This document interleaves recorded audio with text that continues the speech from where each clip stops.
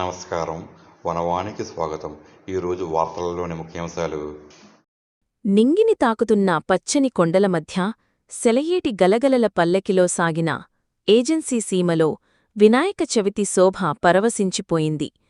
ప్రతి వీధి, ప్రతి పల్లె కొండకోనల గుండెచప్పుడులా నిలిచిన ఫోక్స్పేట సైతం గణపతి దీవెనలతో పులకించిపోయింది.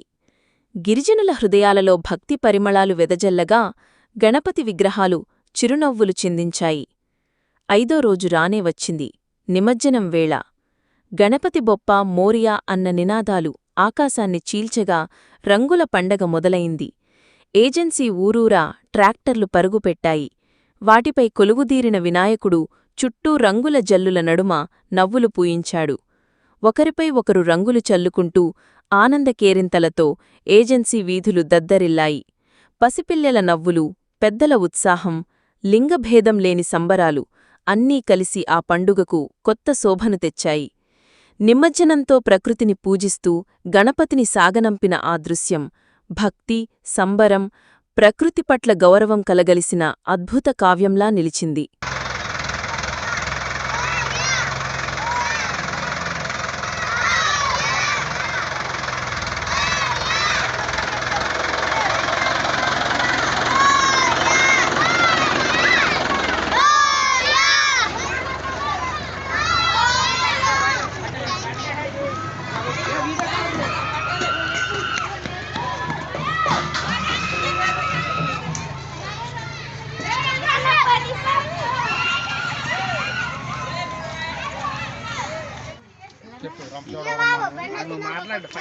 అల్లూరి సీతారామరాజు జిల్లా రంపచోడవరం మండలం ఫోక్స్పేట పంచాయతీలో ఏజెన్సీ ముఖద్వారం ఫోక్స్పేట గ్రామం. అది మా గ్రామం ప్రతి సంవత్సరం కూడా ఈ గణపతి ఉత్సవం అనేది చాలా వైభవంగా జరుపుకుంటూ ఉంటాం. గ్రామస్తులందరూ కూడా మమేకమై ఒక ఉత్సవంగా భావించి దీన్ని తొలి పండుగగా భావించి చేసుకుంటూ ఉంటాం. 27వ తారీఖున విగ్రహాన్ని పూజలతో ఇవన్నీ నైవేద్యంతో సమర్పించడం జరిగింది.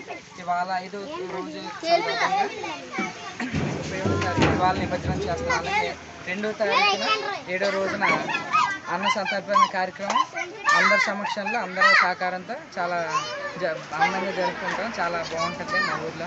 ప్రతి సంవత్సరం కూడా ఇలాగే నిర్వహించాం. ప్రతి గ్రామస్తులు దీనికి మాకు ప్రత్యేకంగా ఎంతో సపోర్ట్ చేస్తున్నారు. అందరికీ దీన్ని సపోర్ట్ చేసిన ప్రతి ఒక్కరికి కూడా మా యొక్క ధన్యవాదాలు. చూడే కొండు విగ్రహం కనపడుతుందండి. ల్యాంప్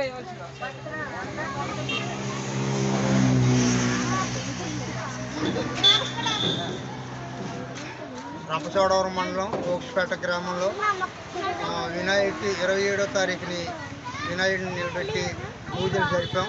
చాలా ఉత్సాహంగా జనం వచ్చారు. ఉత్సాహంగా జరిపాం. నిమగ్నం ఇవాళ తారీఖు ఎంత? ఇవాళ 31వ తారీఖు. ఇవాళ నిమగ్నం చేస్తున్నాం. చాలా ఉత్సాహంగాను అందరూ వచ్చారు. ఆడవాళ్ళు, కుర్రోళ్ళు, పెద్దవాళ్ళు అందరూ, మగవాళ్ళు అందరూ వచ్చారు.